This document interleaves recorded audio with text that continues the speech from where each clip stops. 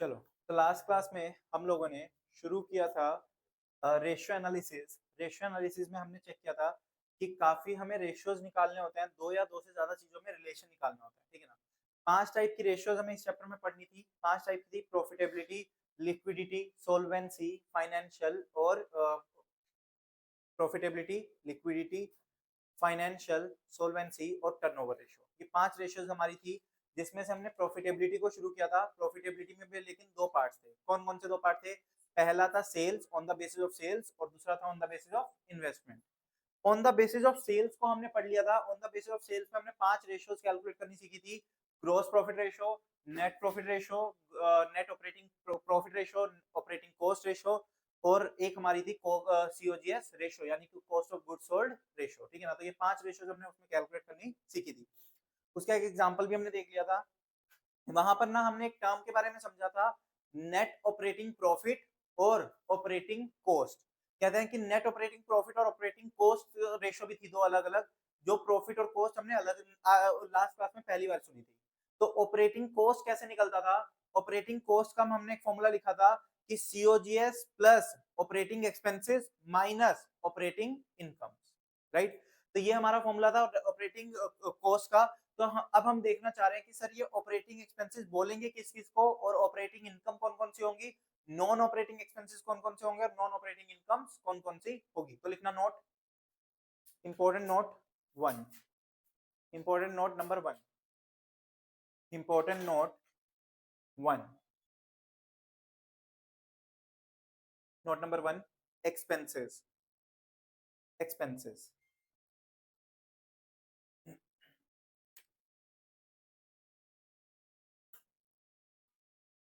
Expenses में हम दो साइड हो जाएंगी।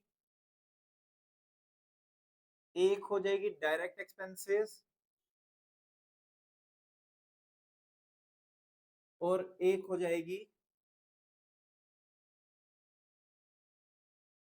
Indirect expenses. एक हो गई डायरेक्ट एक्सपेंसेस, एक हो गए इनडायरेक्ट एक्सपेंसेस। जो डायरेक्ट एक्सपेंसेस होते हैं वो किधर आते हैं? Debit side of trading account, ठीक। और इनडायरेक्ट एक्सपेंसेस जो होते हैं वो आते हैं debit side of profit and loss account, ठीक। इसमें कुछ एग्जांपल्स में लिखवाने वाला हूं। और इनडायरेक्ट एक्सपेंसेस के दो पार्ट्स होंगे। पी&एल के डेबिट साइड में दो आते हैं। एक होते हैं ऑपरेटिंग एक्सपेंसेस, एक होते हैं non operating expenses. Last class में हमने एग्जांपल जो किया था उसमें इंटरेस्ट ऑन डिबेंचर्स था या फिर लॉस बाय फायर था। तो वो दोनों क्या है? नॉन ऑपरेटिंग, बट वो फिर भी आते किधर है? पी&एल के डेबिट साइड पे आते हैं, ठीक। तो पहले इतना बना लो, फिर debit side of trading account वाले में एग्जांपल सिखाता हूं।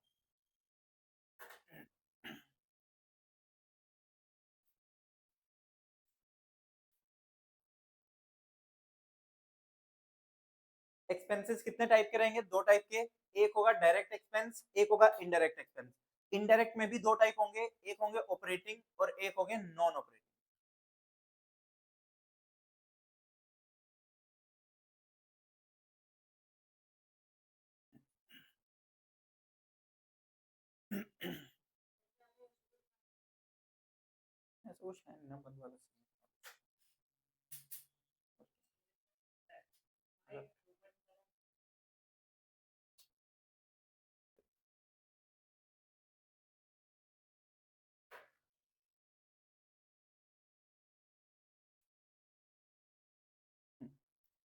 डायरेक्ट एक्सपेंसेस और इनडायरेक्ट एक्सपेंसेस। इनडायरेक्ट के अंदर दो है, ऑपरेटिंग और non operating.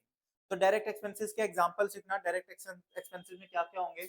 Wages, wages, power, wages, power, carriage inward, carriage inward, freight inward, carriage inward, freight inward, heating, heating, etcetera, etcetera. तो ये हमारे किसके हो गए? डायरेक्ट एक्सपेंसेस के पार्ट। ये सारे किस में आते हैं? सीओजीएस में आते हैं। ये सब मिलके क्या बनते हैं? सीओजीएस, ठीक। इनडायरेक्ट एक्सपेंसेस में आना, इनडायरेक्ट एक्सपेंसेस में जो ऑपरेटिंग एक्सपेंसेस लिखा है, ऑपरेटिंग एक्सपेंसेस के ब्रैकेट में लिख दो day to day. Operating expenses मतलब हमारे जो डे टू डे बिजनेस के एक्सपेंसेस है, जो डे टू डे बिजनेस से रिलेटेड है। इसमें लिखना example, all office and administration overheads, all, first point, all office and administration overheads, all office and administration overheads, यानी कि जो भी हमारे ऑफिस के ऑफिस एंड एडमिनिस्ट्रेशन ओवरहेड्स है, सारे के सारे हमारे किस में आएंगे, ऑपरेटिंग में। Second, all selling and distribution expenses, all selling and distribution overheads या एक्सपेंसेस। सेलिंग का खर्चा मतलब मार्केटिंग वगैरह कुछ करी है तो वो भी हमारा किस में आएगा, ऑपरेटिंग में आएगा। Third, bad debts, bad debts भी हमारा इसी का पार्ट है, bad debts. Fourth, discount allowed to customers, discount allowed to customers. Fifth point, general और पैटी एक्सपेंसेस, जनरल और petty expenses. Interest on, last point, interest on current liabilities. Last को important mark करना, interest on current liabilities मतलब क्या हुआ, अगर मान लो तुमने किसी सप्लायर से कोई सामान उधार पे खरीदा और उसके उधार पे इंटरेस्ट दे रहे हो, तो आपका बिजनेस का डे टू डे खर्चा है। लेकिन अगर आपने कहीं से लोन लिया लंबे टाइम के लिए और उस पे इंटरेस्ट पे कर रहे हो, वो आपका फाइनेंसिंग का पार्ट होता है। ठीक, तो इसलिए करंट लायबिलिटी वाला ऑपरेटिंग में आएगा। नॉन ऑपरेटिंग में लिख दो rest all expenses, rest all expenses, rest all expenses. For example, first example, loss on sale of asset, loss on sale of asset, यानी कि कोई एसेट बेचा नुकसान पे, तो एसेट बेचना हमारा बिजनेस नहीं है। मान लो मैं चेयर बेच देता नुकसान पे, तो ये चेयर अगर मैंने नुकसान पे बेची तो ये मेरा बिजनेस थोड़ी है, तो ये नॉन ऑपरेटिंग में आ गया। ठीक, सेकंड पॉइंट, कंपनसेशन पेड, किसी को मुझे कंपनसेशन देना पड़ गया तो वो मेरा नॉन ऑपरेटिंग है, कंपनसेशन पेड। और last point, interest on long term liabilities, interest on long term liabilities, etc. interest on long term liabilities, etc. Point number 2 लिख दो इनकम्स, पॉइंट नंबर 2 इनकम्स आ जाएगा लक्ष्य में। पॉइंट नंबर 2 इनकम्स, इनकम कहां जाती है, PNL के क्रेडिट साइड में, तो लिख दो credit side of PNL account, bracket में लिख दो इसके credit side of PNL account. Income किधर जाएगी, credit side of PNL account. ठीक, इसके दो पार्ट कर दो, ऑपरेटिंग और नॉन ऑपरेटिंग, सिर्फ दो पार्ट कर दो, ऑपरेटिंग और नॉन ऑपरेटिंग। बताओगे मुझे कोई ऑपरेटिंग इनकम का एग्जांपल या नॉन ऑपरेटिंग इनकम का एग्जांपल, क्या कह रहे हो? हाँ एग्जांपल, वो तो सेल हो गई ना, वो तो ट्रेडिंग में चली गई। ये किसका बता रहे हो तुम, नॉन ऑपरेटिंग। नॉन ऑपरेटिंग का तो बिल्कुल सही बताया कि अगर आपने कोई मशीन बेची और उस मशीन को बेच के, यानी कि कोई भी एसेट बेचा उसको बेच के प्रॉफिट हो गया, तो वो नॉन ऑपरेटिंग हो गया। ऑपरेटिंग मतलब बैड डेट्स रिकवर हो गए और एग्जैक्टली सबसे प्योर क्या है, डिस्काउंट रिसीव। डिस्काउंट रिसीव हमारा माना जाता है ये, बैड डेट्स रिकवर्ड भी ना कहीं एक्स्ट्रा ऑर्डिनरी में चले जाते हैं। ठीक है ना, वो जरूरी नहीं है कि हमेशा होते ही होते हैं, डे टू डे में होंगे ही होंगे, बट जनरली जो डिस्काउंट रिसीव्ड है सप्लायर से मुझे डिस्काउंट मिला, वो हमारा क्या होता है, ऑपरेटिंग। तो लिखना ऑपरेटिंग इनकम्स में, ऑपरेटिंग इनकम्स के ब्रैकेट में लिख दो day to day, operating income के ब्रैकेट में लिख दो डे टू डे। और एग्जांपल में दो एग्जांपल लिख दो, पहला discount receive from supplier, discount received from supplier, discount received from suppliers, और commission received from customer, commission received from customer, commission received from customer. तो इसमें दो ही हैं सिर्फ, ऑपरेटिंग और नॉन ऑपरेटिंग। ऑपरेटिंग में दो हो गई, डिस्काउंट रिसीव्ड फ्रॉम सप्लायर या फिर कमीशन रिसीव्ड फ्रॉम कस्टमर। किसी को कमीशन मिल रहा है। नॉन ऑपरेटिंग में लिख दो rest all, rest all. For example rest all, first example, example 1, profit on sale of fixed assets, profit on sale of fixed assets. Second, compensation received, compensation received, compensation received। last, speculative, speculative और lottery gain, speculative और lottery gain। कोई speculative वगैरह हो गया तो उसके लिए रहेगा क्या चीज। हाँ तो वो भी नॉर्मल हमारे वही रहेंगे, नॉन इम्पोर्टेंट नॉन ऑपरेटिंग, क्योंकि वो आपका डे टू डे नहीं है। ठीक, नोट नंबर 3, नोट नंबर 3, और इसको मार्क कर दो, वेरी वेरी इंपॉर्टेंट। हो सके तो फ्रेश पेज पे निकालना, क्योंकि एक इनकम स्टेटमेंट बनानी है, बड़ी सी स्टेटमेंट, पूरा पेज ले लेंगे।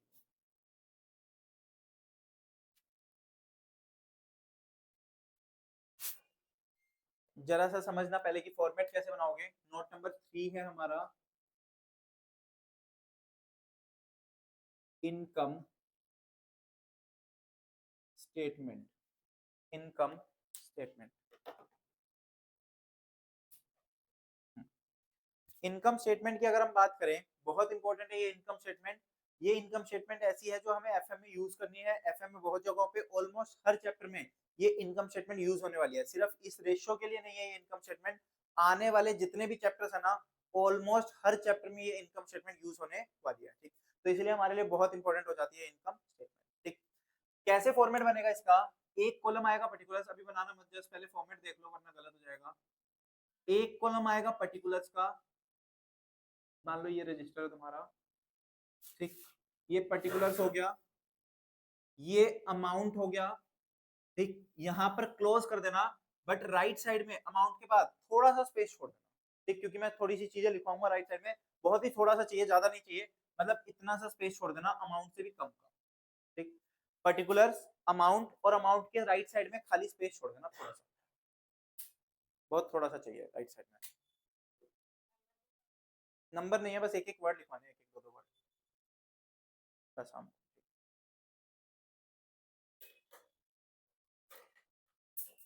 यहीं से लेना अमाउंट, और यहाँ से ये ले।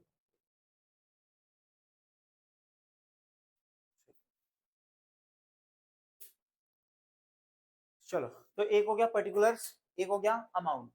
सबसे पहले इनकम स्टेटमेंट में क्या आएगा, नेट सेल्स। नेट सेल्स यानी कि क्या, cash sale plus credit sales, नहीं रिसीट विसीट, माइनस सेल्स रिटर्न। कहते हैं जितनी हमारी कैश सेल है plus credit sale minus sales return. ठीक, ये हमारी क्या होती है, नेट सेल्स होती है। फॉर एग्जाम्पल मान लो नेट सेल्स हमारी कितने की है, 50 लाख। नेट सेल्स कितने की है, 50 लाख। नेट सेल्स हमारी कितने की हो गई, 50 लाख। कैश क्रेडिट और माइनस कर देंगे सेल्स रिटर्न, तो ये आ गई नेट सेल्स। लेस करेंगे इसमें से, माइनस करेंगे कॉस्ट ऑफ गुड सोल्ड। अब कॉस्ट ऑफ गुड सोल्ड का फॉर्मूला क्या होता है, opening stock plus purchases plus direct expenses minus closing stock. यही होता है सीओजीएस का formula, cost of good sold का। तो ये मान लो कितना है, 30 लाख, 30 लाख। तो सेल्स में से ग्रोस प्रॉफिट, सेल्स में से सीओजीएस माइनस कर दें तो क्या आता है, ग्रोस प्रॉफिट। कितना आता है, 20 लाख। कितना आएगा, 20 लाख। ग्रोस प्रॉफिट कितना आ जाएगा, 20 लाख। फिर इस 20 लाख के ग्रॉस प्रॉफिट में से माइनस कर देंगे ऑपरेटिंग एक्सपेंसेस और ऐड करेंगे ऑपरेटिंग इनकम्स। माइनस करेंगे ऑपरेटिंग एक्सपेंसेस को और प्लस करेंगे ऑपरेटिंग इनकम्स को। ठीक, तो ये ऑलमोस्ट मान लो 5 लाख रुपए है, ये 1 लाख रुपए है। तो इससे क्या आ जाएगा, नेट ऑपरेटिंग प्रॉफिट। कितने का आ गया नेट ऑपरेटिंग प्रॉफिट? 16 लाख। कितने का आ गया? 16 लाख। ये अमाउंट लिखने हैं, इसलिए तो मैं जगह चलो ये अमाउंट बताऊंगा, अमाउंट से चीजें कैलकुलेट होंगी।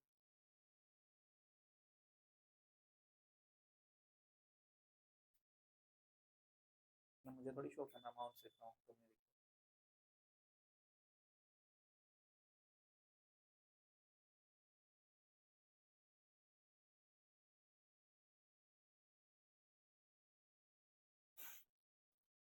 ठीक है। तो ये हमारा क्या हो गया, ऑपरेटिंग इनकम से नेट ऑपरेटिंग प्रॉफिट आ गया। अब ये जो नेट ऑपरेटिंग प्रॉफिट आया, इसमें से माइनस कर दो नॉन ऑपरेटिंग एक्सपेंसेस को और प्लस कर दो नॉन ऑपरेटिंग इनकम्स को। माइनस कर दो नॉन ऑपरेटिंग एक्सपेंसेस को और प्लस कर दो नॉन ऑपरेटिंग इनकम्स को। कितनी कितनी? मान लो ये है 50,000 और ये है प्लस का 20,000। इनकम है तो प्लस हो गई, खर्चा तो माइनस हो गई। ये मेरा कितना आ गया? 15,70,000। 15,70,000। इसको मैं नाम दूंगा EBITD। EBITD मतलब या तो EBITD बोल डी भी बोल सकते हो, डी को गायब भी कर सकते हो, डी साइलेंट हो जाता है, ठीक है ना। तो डी साइलेंट होता है तो या तो EBIT लिख के मिलेगा या EBITD लिख के मिलेगा, दोनों एक ही बात है। EBITD मतलब क्या? Earnings before interest, earning before interest, tax and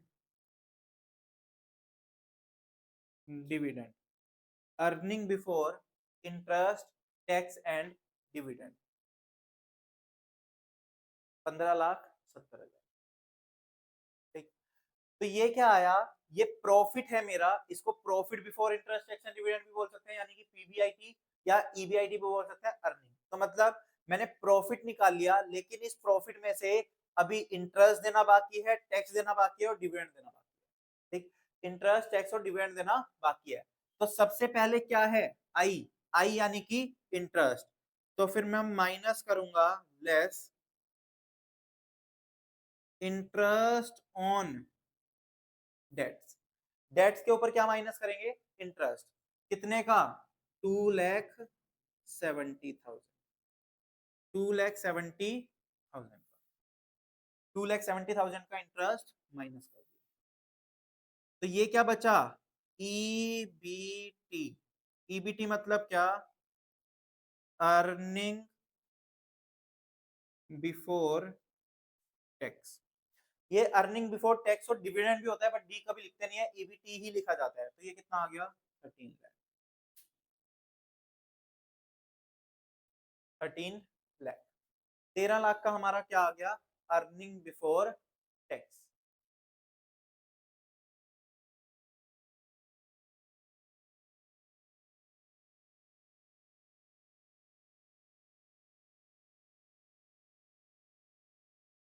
तेरह यहां तक।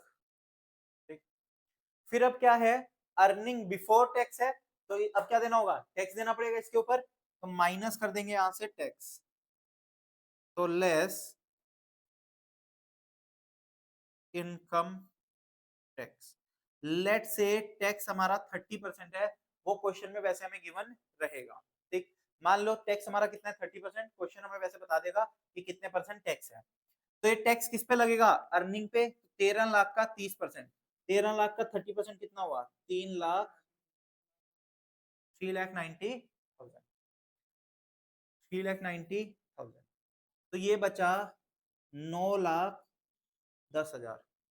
इसको हम बोलेंगे EAT, यानी कि earning after tax, earning after tax. ठीक, 9,10,000। फिर इसमें से क्या होगा, कहता है देखो ये क्या था, earning before interest tax and dividend. तो यहां से आपने इंटरेस्ट माइनस कर दिया, टैक्स माइनस कर दिया, बट डिविडेंड तो अभी नहीं करा माइनस, तो अब हमें डिविडेंड माइनस करना होगा। तो यहाँ पर माइनस कर देंगे हम। सर कौन सा डिविडेंड, हमने बचपन से अकाउंट्स में पढ़ा है कि दो टाइप के डिविडेंड होते हैं, तो हम कौन सा डिविडेंड माइनस करेंगे, प्रेफरेंस या इक्विटी। पहले किसको मिलता है, प्रेफरेंस। तो सबसे पहले हम कौन सा माइनस करेंगे, प्रेफरेंस को। इक्विटी को कौन सा मिलेगा, बचा कुछ। ठीक, तो माइनस करेंगे कौन सा डिविडेंड, प्रेफरेंस डिविडेंड, वो सारा प्रेफरेंस डिविडेंड। क्वेश्चन बता देगा कैसे निकला है, बट हम मान के चलते हैं 2,10,000, 2,10,000। तो ये कितना आ गया, 7,00,000। ये हमारा क्या है, EAITD, EAITD, EAITD की फुल फॉर्म लिख लो, earnings after interest tax and dividend, interest tax and dividend, earnings after interest tax and dividend.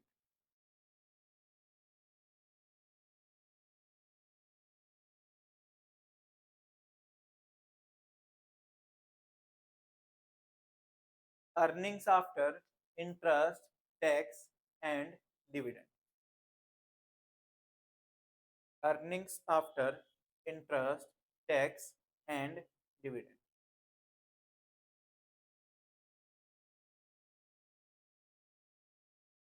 earnings after interest tax and dividend 7,00,000।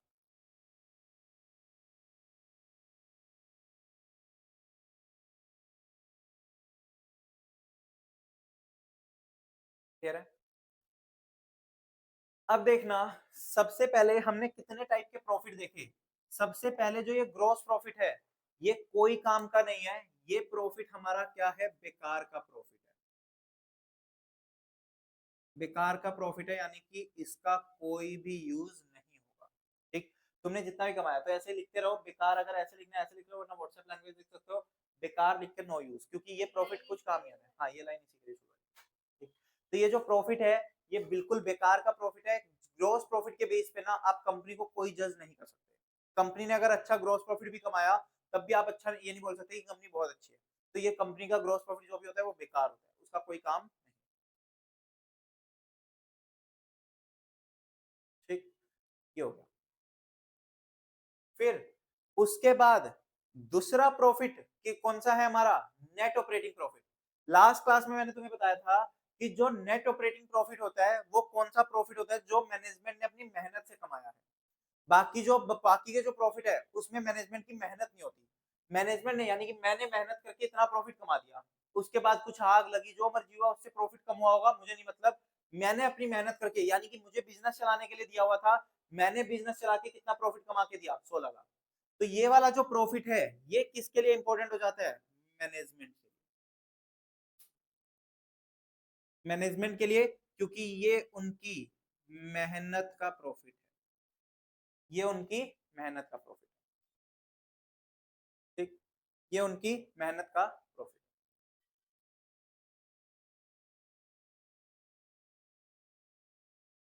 तो मैनेजमेंट कौन सा प्रॉफिट इंक्रीज करने की कोशिश करेगी, नेट ऑपरेटिंग प्रॉफिट को इंक्रीज करने की कोशिश करेगी। मैनेजमेंट चाहेगी कि जितना ज्यादा मेरा नेट ऑपरेटिंग प्रॉफिट हो जाए, उतना मेरे लिए क्या है, उतना मेरे लिए क्या रहेगा, बढ़िया रहेगा। बात समझ आ रही है। फिर उसके बाद हमारा आया EBITD, earning before interest tax and dividend. इस प्रॉफिट में से तुम क्या देने वाले हो, इंटरेस्ट अगर ये प्रॉफिट हुआ तभी तो तुम इंटरेस्ट दे पाओगे, अगर यहाँ पर प्रॉफिट नहीं है तो तुम इंटरेस्ट कहाँ से दे पाओगे, नहीं दे पाओगे। तो जो डिबेंचर होल्डर्स है या फिर जिनसे हमने लोन लिया है, जिनको हम लेंडर्स बोलते हैं, उनकी नजर किस पे रहेगी, इस प्रॉफिट पे, कि कंपनी ये प्रॉफिट कितना कमा रही है। ठीक, तो इस पे किसकी नजर रहेगी, लेंडर्स और डिबेंचर होल्डर्स, लेंडर्स और डिबेंचर होल्डर्स। तो जो डिबेंचर होल्डर्स है या लेंडर्स है, उनको ना इस प्रॉफिट से कोई मतलब, ना इस प्रॉफिट से कोई मतलब, उनको सिर्फ और सिर्फ कौन सा चाहिए, ये 15,70,000 वाला। ठीक, क्योंकि ये प्रॉफिट होगा तभी उसमें से कंपनी ये पे कर पाएगी। ठीक, फिर उसके बाद क्या आया था, अर्निंग बिफोर टैक्स, इस पे हम क्या देंगे, टैक्स देंगे, किसको, गवर्नमेंट को। तो इस प्रॉफिट पे किसकी नजर हो गई, गवर्नमेंट की, गवर्नमेंट या फिर टैक्स अथॉरिटीज, इस पे किसकी नजर हो गई, गवर्नमेंट की या टैक्स अथॉरिटीज की, या फिर इनकम टैक्स डिपार्टमेंट भी बोल सकते हो। ठीक, या फिर इनकम टैक्स डिपार्टमेंट भी बोल सकते हो, ठीक है ना। तो इस पे नजर किसकी हो गई, गवर्नमेंट की, अथॉरिटीज की, क्योंकि जितना ज्यादा ये प्रॉफिट होगा उतना ज्यादा गवर्नमेंट को टैक्स मिलेगा। ठीक, तो गवर्नमेंट को इस वाले प्रॉफिट से कोई मतलब नहीं है, क्योंकि इसमें से तो अब इंटरेस्ट पे करना है, आपको गवर्नमेंट को प्रॉफिट किस पे चाहिए, इस पे चाहिए। ठीक, फिर जो ये वाला प्रॉफिट आया ईएटी, जिसको हम नेट प्रॉफिट भी बोलते हैं, अच्छा यहाँ पर ईएटी के ब्रैकेट में लिख लेना नेट प्रॉफिट, इसको हम नेट प्रॉफिट भी बोलते हैं। तो ईएटी हमारा क्या आया, नेट प्रॉफिट, इस अर्निंग आफ्टर टैक्स पे किसकी नजर रहेगी, प्रेफरेंस शेयर होल्डर्स की, क्योंकि अगर ये होगा तभी तो प्रेफरेंस शेयर्स को डिविडेंड मिलेगा। ठीक, तो ये किसके लिए हो गई, प्रेफरेंस शेयर होल्डर्स के लिए, प्रेफरेंस शेयर होल्डर्स के लिए। और सब कुछ देने के बाद जो बच गया वो किसके लिए है, इक्विटी शेयर होल्डर्स। तो लास्ट वाले पे लिख दो इक्विटी शेयर होल्डर्स, लास्ट वाले पे लिख दो इक्विटी शेयर होल्डर्स, लास्ट वाले पे नजर किसकी रहेगी, इक्विटी शेयर होल्डर्स। ठीक, तो हर एक बंदे के लिए अलग अलग प्रॉफिट इंपॉर्टेंट है, मेरी कंपनी की मैनेजमेंट के लिए ये वाला प्रॉफिट इंपॉर्टेंट है। अगर लेंडर्स की बात करूं वो इस प्रॉफिट पे ध्यान रखेंगे, गवर्नमेंट इस प्रॉफिट पे ध्यान रखेगी, प्रेफरेंस शेयर होल्डर इसके ऊपर ध्यान रखेंगे, और इक्विटी शेयर होल्डर किस पे ध्यान रखेंगे, इस पे। तो इन सबको मतलब अपने अपने प्रॉफिट होता है। ठीक, जो ईआईटीडी है जिसकी फुल फॉर्म तुमने लिखी earning after interest tax and dividend, इसका एक और नाम है, वो नाम और लिख लो, earnings available for, earnings available for equity share holders. EAITD का एक और नाम है earnings available for equity share holders, earnings available for equity share holders, earnings available for equity share holders, earnings available for equity share holders. तो अब इसी income statement के base पे हम फॉर्मूले लिखेंगे। तो लिखना, हमने लास्ट क्लास में प्रॉफिटेबिलिटी शुरू किया था, प्रॉफिटेबिलिटी का फर्स्ट पॉइंट क्या था, on the basis of sales, second point लिखना on the basis of investment, profitability ratios on the basis of investment, profitability ratios on the basis of investment, profitability ratios on the basis of investment, profitability ratios on the basis of investments, profitability ratios on the basis of investments।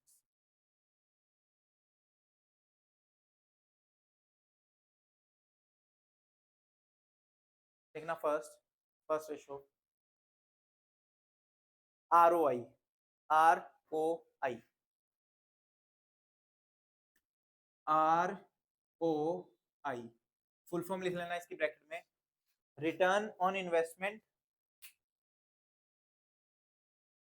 ROI मतलब return on investment और return on capital employed.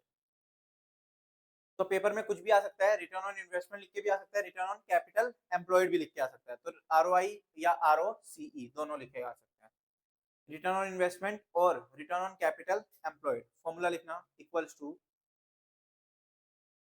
Formula लिखना इसका equals to EBITD, EBITD, EBITD divide by capital employed into 100, EBITD divide by capital employed into 100। क्या होता है capital employed? क्या होती है कैपिटल एम्प्लॉयड? मतलब क्या, जिसमें सबका पैसा आ गया, चाहे वो इक्विटी शेयर कैपिटल हो, चाहे वो प्रेफरेंस शेयर कैपिटल हो, चाहे वो डिवेंचर्स हो या लोन वगैरह हो। तो उनके लिए प्रॉफिट कहां से शुरू हो रहा था? यहां से ना। इस प्रॉफिट में से ही तो हमने डिवेंचर होल्डर्स, प्रेफरेंस शेयर और इक्विटी शेयर को देना शुरू किया। तो इसीलिए रिटर्न ऑन कैपिटल एम्प्लॉयड किस पे देखी गई? ईबीआईटी। ठीक। Second point, return on equity. नहीं नहीं, बस ROE, return on equity. ROE, return on equity.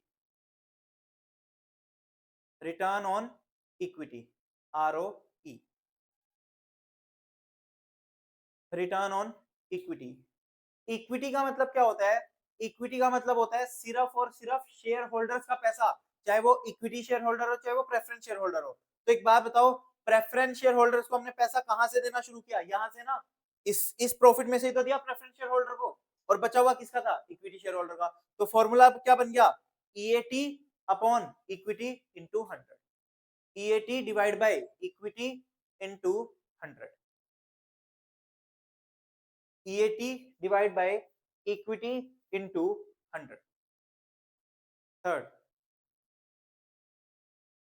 Third point, return on equity share holders fund.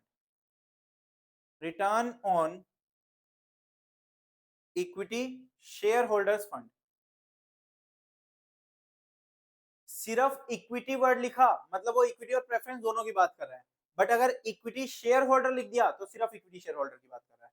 तो इक्विटी शेयर होल्डर के लिए क्या बचा था? ये लास्ट वाला, तो यानी कि EAITD divide by EAITD divide by equity share holder fund into 100, EAITD divide by equity share holders fund into 100। Fourth point, ROA, return on assets. ROA यानी कि return on assets, return on assets. लिखना formula, net operating profit, net operating profits divide by net operating profits divide by total assets into 100।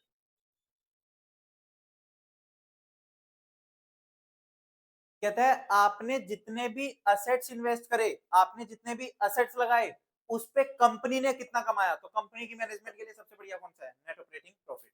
तो net operating profit divide by total assets into 100। Next, fifth, EPS. EPS, fifth point, EPS. EPS मतलब earning per share, earning per share, earning per share. EPS मतलब एक share पे कितना earn कर रहे हो। देखना, इक्विटी, ये जो ईपीएस है ये हमेशा इक्विटी शेयर होल्डर्स का होता है। इक्विटी शेयर ने कितने रुपए कमाए? 7 लाख। मान लो कंपनी के पास इक्विटी शेयर्स है भी कितने? 7 लाख। 7 लाख रुपए कमा रहे हैं 7 लाख शेयर, तो एक शेयर पे कितना हुआ? 1 रुपए। तो फॉर्मूला क्या हो गया? EAITD divide by number of equity shares. इसमें इंटू 100 मत करना, क्योंकि ये पर शेयर अमाउंट पूछ रहा है, तो इसमें इंटू 100 नहीं होगा। तो EPS equals to EAITD divide by number of equity shares, number of equity shares.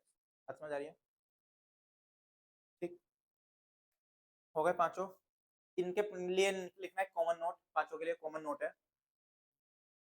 Note लिखना, note, all the above ratios are, all the above ratios, all the above ratios are higher the ratio the better it is, higher the ratio the better it is,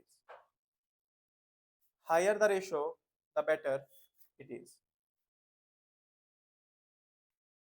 higher the ratio the better it is।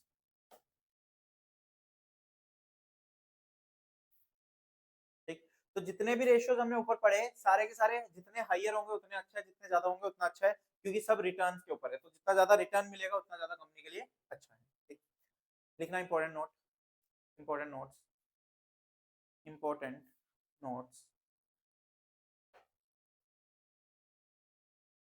Important notes देखना। First point equity. तो हम equity का मतलब समझेंगे। Equity, equity और equity और इसके अलग अलग नाम है। एक नाम हो गया इक्विटी, एक नाम हो गया शेयर होल्डर्स फंड। इक्विटी और शेयर होल्डर्स फंड, सिर्फ शेयर होल्डर लिखा है हमने यहाँ पर, इक्विटी शेयर होल्डर नहीं लिखा। तो शेयर होल्डर्स फंड और नेटवर्थ, नेटवर्थ और नेट असेट्स, नेटवर्थ और नेट असेट्स और proprietors fund, proprietors fund, proprietors fund.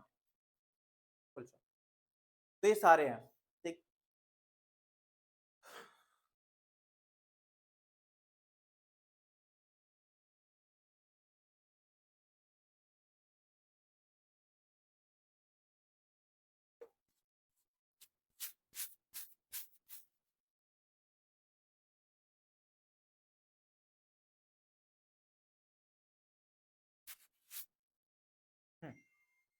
चलो तो देखना, इक्विटी वर्ड की हम बात कर रहे हैं। इक्विटी का मतलब होता है कि जितने भी ओनर्स हैं हमारी कंपनी में, सबका अमाउंट ऐड कर लो। मतलब जितने भी ओनर्स है कंपनी में, जितने भी ओनर्स, कौन कौन होते हैं ओनर्स? इक्विटी शेयर्स और प्रेफरेंस शेयर्स। तो यानी कि इक्विटी और प्रेफरेंस दोनों को मिला के जो अमाउंट आएगा वो क्या होगा? इक्विटी कहलाएगा। ठीक है ना, वो क्या होगा? इक्विटी कहलाएगा। तो लिखना, एक बैलेंस शीट बनाना, balance sheet, balance sheet of X limited. T shape भी बना लो, liability assets, liability amount, assets amount,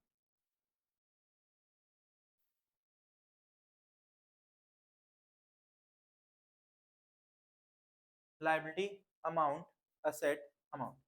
liability side में लिखना equity share capital, equity share capital, preference share capital, ये लायबिलिटी साइड हो गई, ये असेट साइड हो गई।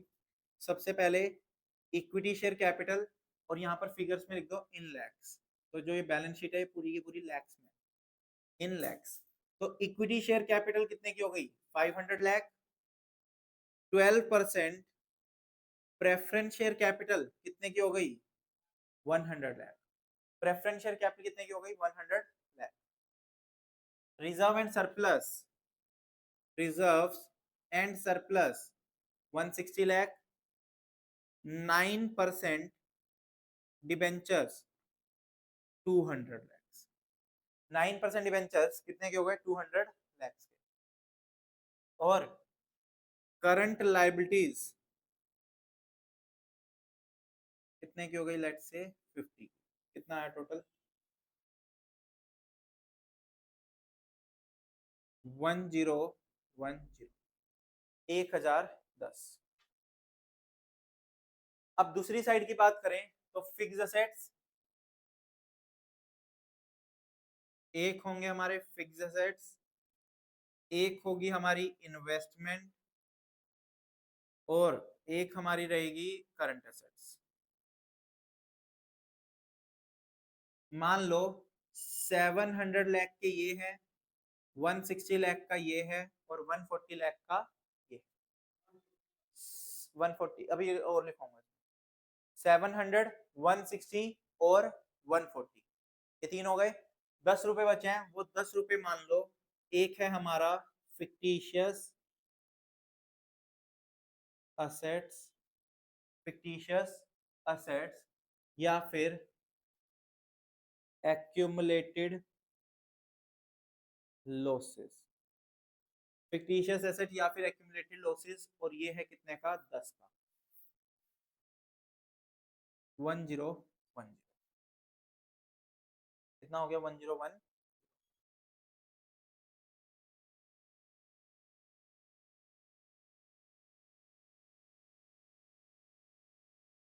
ठीक, 1010 कह रहे हैं यहाँ तक।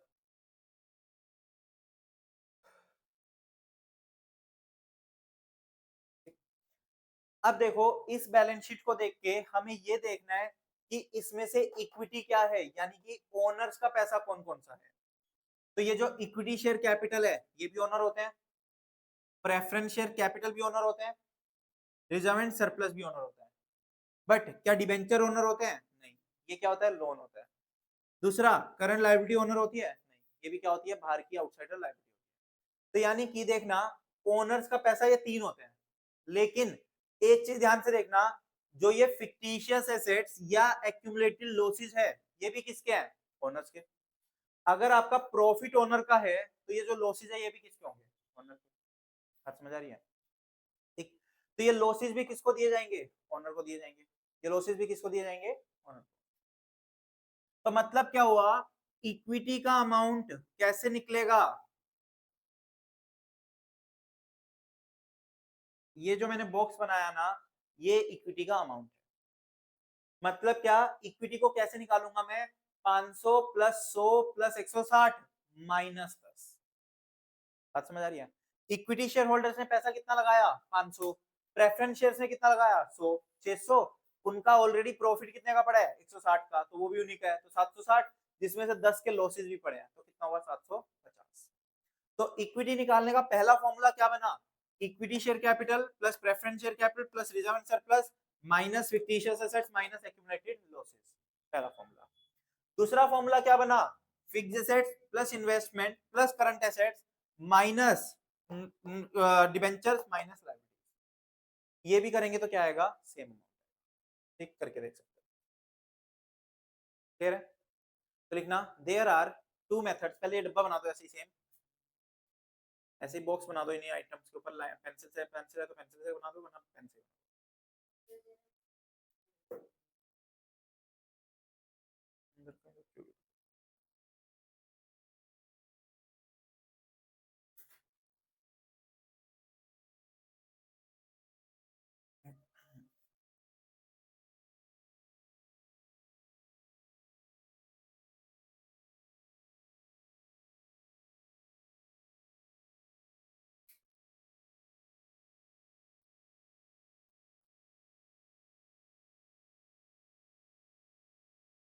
ठीक, तो ये हमारा क्या आ गया, इक्विटी। तो लिखना, there are two methods, there are two methods for calculating equity.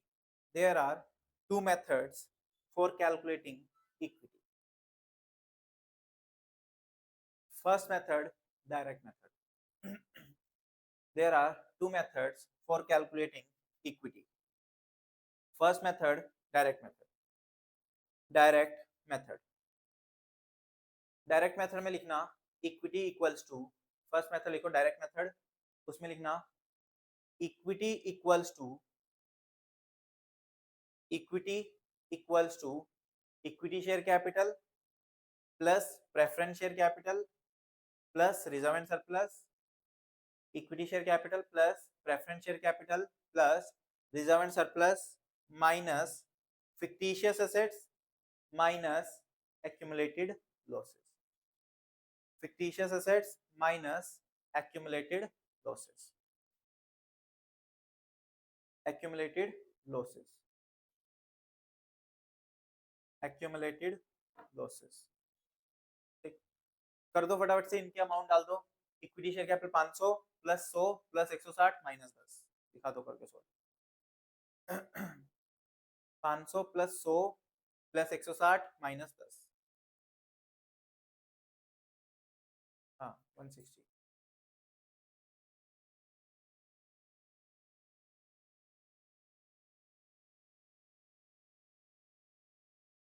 750। Second method, indirect method. Second method, indirect method. Indirect method, indirect method लिखना, equity equals to, equity equals to total assets minus total liabilities. Total assets मतलब क्या, जो ये सारे हमारे assets थे ये तीनों, इसको बोलते हैं टोटल असेट्स। और टोटल लायबिलिटीज मतलब क्या, जो ये दोनों हमारी है, ये हमारी हो गई टोटल लायबिलिटीज।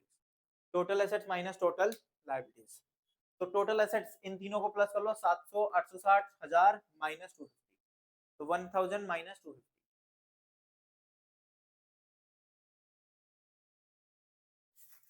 तो ये भी कितना आ गया, 750। 750। 750 कह रहे हैं। हाँ, फिक्टिशियस एसेट्स क्योंकि एसेट नहीं होते, ये लॉस होता है हमारा, तो इसलिए इसको नहीं लेते, बस ऊपर वालों को लेते हैं एसेट।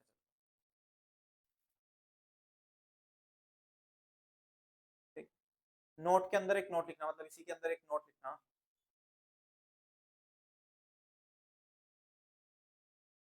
एक और नोट लिखना। fictitious assets are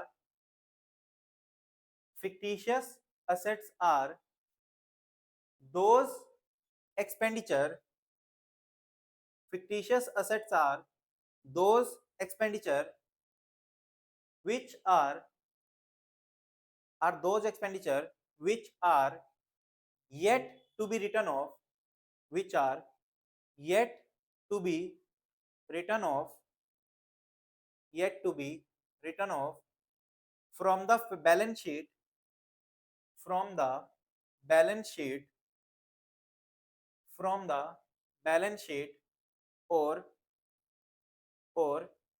accounting books of a company, or accounting books of a company, accounting books of a company।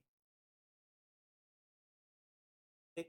तो क्या कह रहा है, कहता है कि ये वो वाले खर्चे होते हैं जिनको अभी तक हमने राइट ऑफ नहीं किया होता। जैसे तुमने बचपन में देखा होगा डेफर्ड रेवेन्यू एक्सपेंडिचर, जो एक खर्चा होता था जिसका खर्चा आज ही कर दिया, बट बुक्स में हम कुछ सालों में राइट ऑफ करेंगे, तो वो आपके क्या हो जाता है, fictitious assets. For example, for example preliminary expenses, for example preliminary expenses, underwriting commission, underwriting commission, deferred revenue expenditure, preliminary expenses, underwriting commission, deferred revenue expenditure, comma, discount on issue of shares or debentures, discount on issue of shares or debentures, etc. Discount on issue of shares or debentures, etc.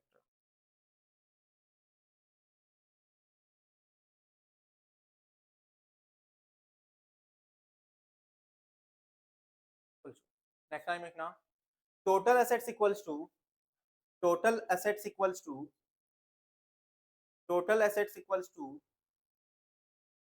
total assets equals to, क्या क्या लिया हमने total assets में, net fixed assets plus investment plus current asset, fixed assets, net fixed assets plus investment plus current asset, ये तीनों हमारे इसमें plus,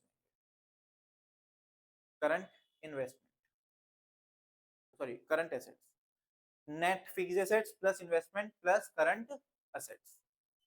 और लिखना total liabilities equals to, total liabilities equals to, total liabilities equals to long term liabilities, long term liabilities, और long term liabilities के bracket में लिख देना डेट्स। लॉन्ग टर्म लायबिलिटीज को हम डेट्स के नाम से भी बोलते हैं, long term liabilities plus short term liabilities, long term liabilities plus short term liabilities या फिर करंट लायबिलिटीज की बात है। क्लियर है। तो ये सारी चीजें निकाल के हम क्या निकाल लेंगे, इससे इक्विटी कैलकुलेट। सेकंड पॉइंट लिखो कैपिटल एम्प्लॉयड, जो इंपॉर्टेंट नोट में हमने फर्स्ट पॉइंट लिखा था इक्विटी, अब सेकंड पॉइंट है हमारा कैपिटल एम्प्लॉयड। सेकंड पॉइंट आ जाएगा हमारा कैपिटल एम्प्लॉयड, कैपिटल एम्प्लॉयड।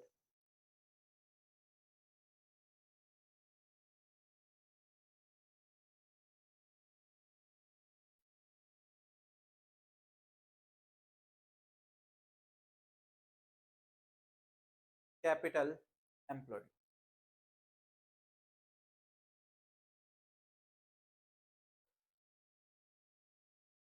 बनाना है, ये सेम बैलेंस शीट बना दो as it is, as it is same balance sheet बना दो।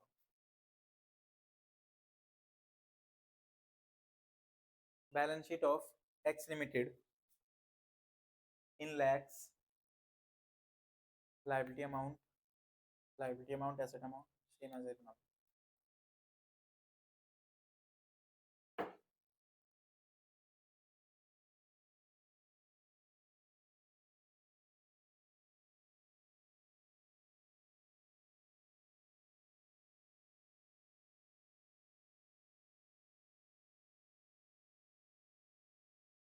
बस 10 मिनट हो।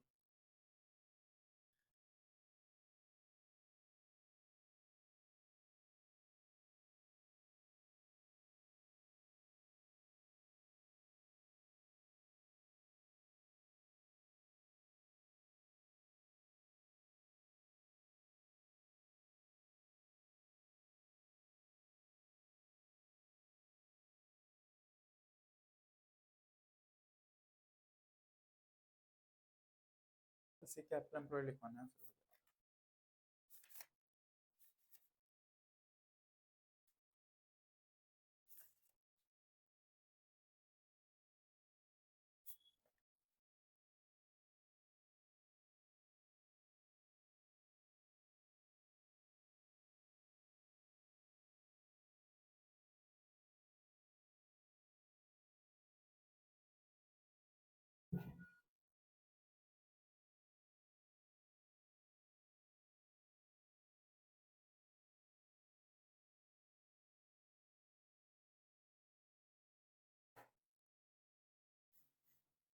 चलो, अब कैपिटल एम्प्लॉयड का मतलब क्या होता है?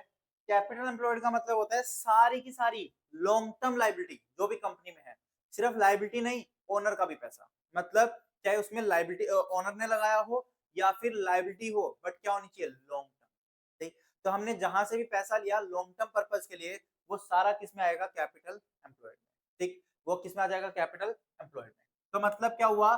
ओनर्स का पैसा तो आएगा ही आएगा, उसके साथ साथ लॉन्ग टर्म वाला भी आ जाएगा। उसके साथ साथ क्या आ जाएगा? लॉन्ग टर्म वाला। ठीक, तो जस्ट हम किसको ऐड कर लेंगे? इसको।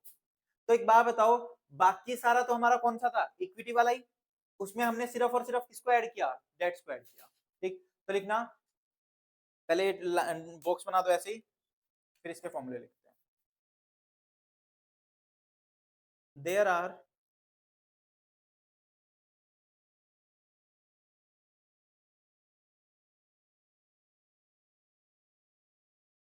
there are two methods for calculating there are two methods for calculating capital employed. First method, sources. First method, source.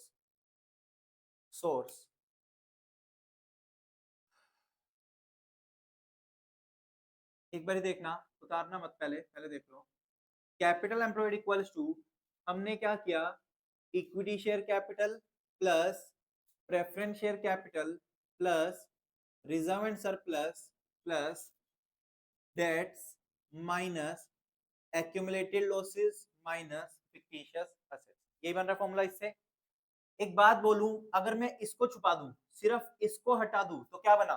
Equity. तो इन शॉर्ट, इक्विटी में अगर मैं सीधा प्लस कर दूं डेट्स, तो यानी कि मेरा कैपिटल एम्प्लॉयड का फॉर्मूला क्या बना? Equity plus debts. तो पहला फॉर्मूला लिख दो, capital employed equals to equity plus debts. Sources, source, source यानी कि लेना, किसी से कुछ लेना, आना। सोर्स मतलब पैसा आया कहां से, उस साइड को प्लस करके निकाल रहे हैं। तो equity plus dates.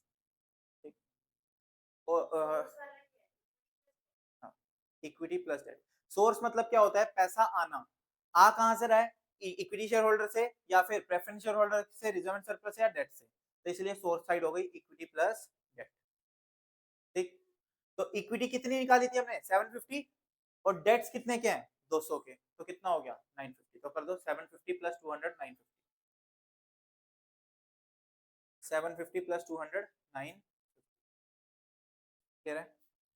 Second formula, application. Second formula application, B point application, application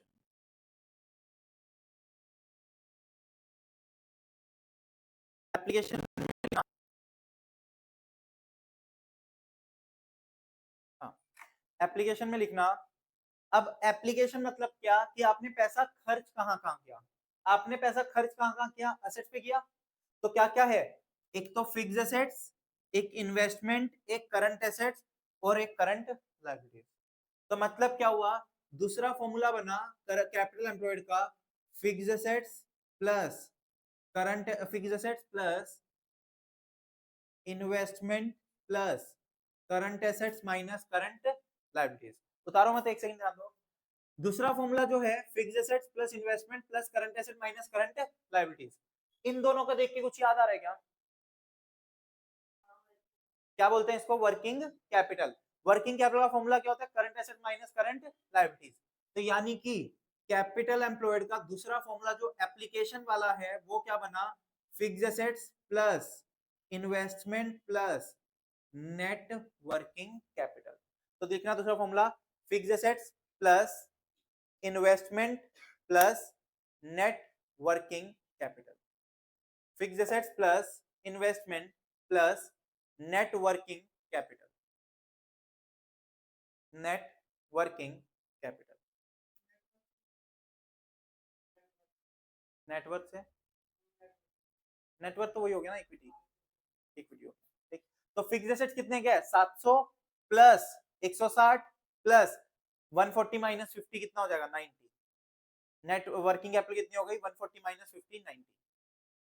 तो 700 प्लस 160 प्लस 90 कितना हो गया, 950। तो आई होप जितने हमने पांचों फॉर्मूले पढ़े थे आज की क्लास में, वो सारे के सारे फॉर्मूले कहाँ कहाँ से वैल्यूज निकलेगी सब मैंने लिखवा दिया। फॉर्मूला, एग्जांपल, क्वेश्चन, मतलब फिगर्स कहाँ कहाँ से आएगी, सारी की सारी हमने देख लिया, ठीक है ना। नेक्स्ट क्लास में करेंगे इसके ऊपर काफी सारे एग्जांपल्स और काफी सारे क्वेश्चंस, फिर होमवर्क भी दूंगा नेक्स्ट।